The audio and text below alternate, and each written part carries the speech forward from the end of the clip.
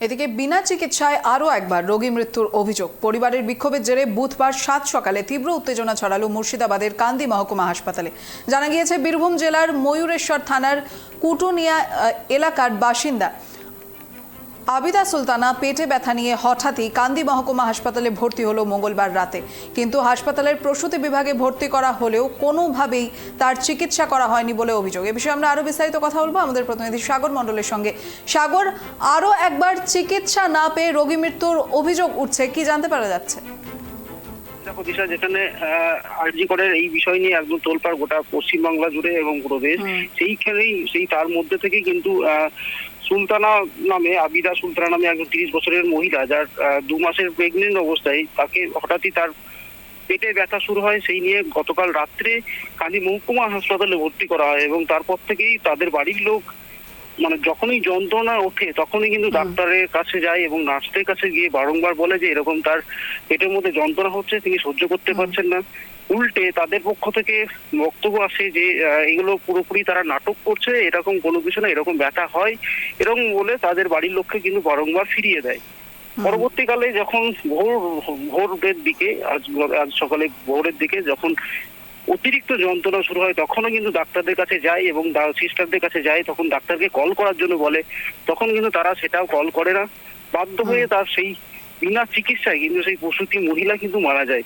এবং তার পরবর্তীকালে ওখানকার যে তার বাড়ি পরিবারের লোকজন এবং তার পরিবারের লোকজনের সঙ্গে হাসপাতাল কর্তৃপক্ষদের একটা রীতিমতন একটি ঝামেলা সৃষ্টি হয় এবং পাশাপাশি উত্তেজনা সৃষ্টি হয় হাসপাতালের মধ্যে।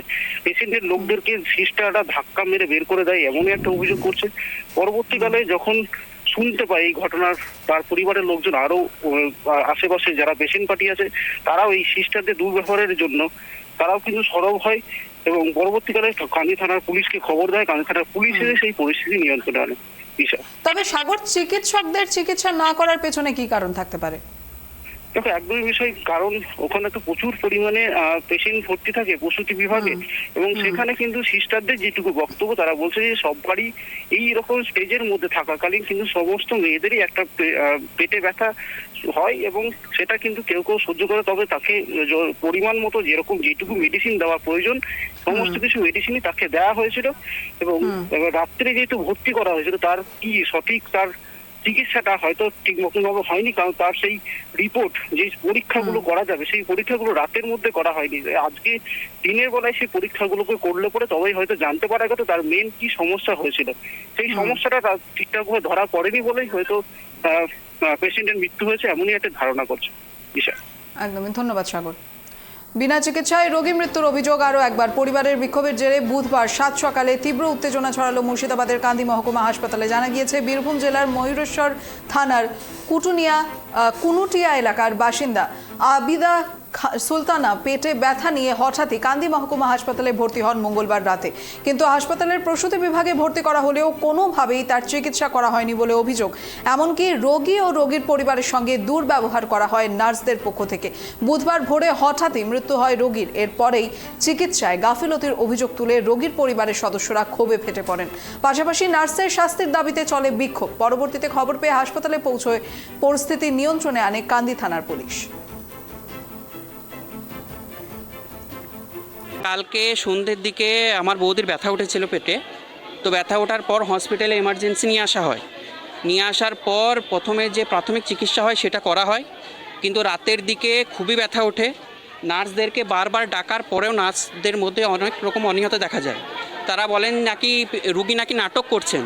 আমার এটা আজ পর্যন্ত জানা নাই কোনো রুগী হসপিটালে এসে নাটক করে নাকি। তাহলে ওনারা নাটকের পরিচালনা করতে এসছেন কে নাটক দেখবে বলে।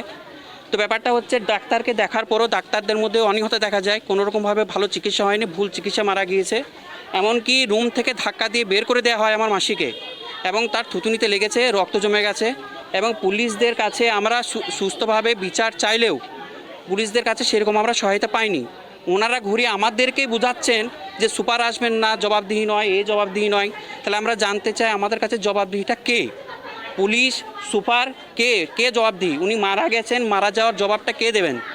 আর অপহেলাতে মারা গেছে, কোনো ট্রিটমেন্ট হয়নি।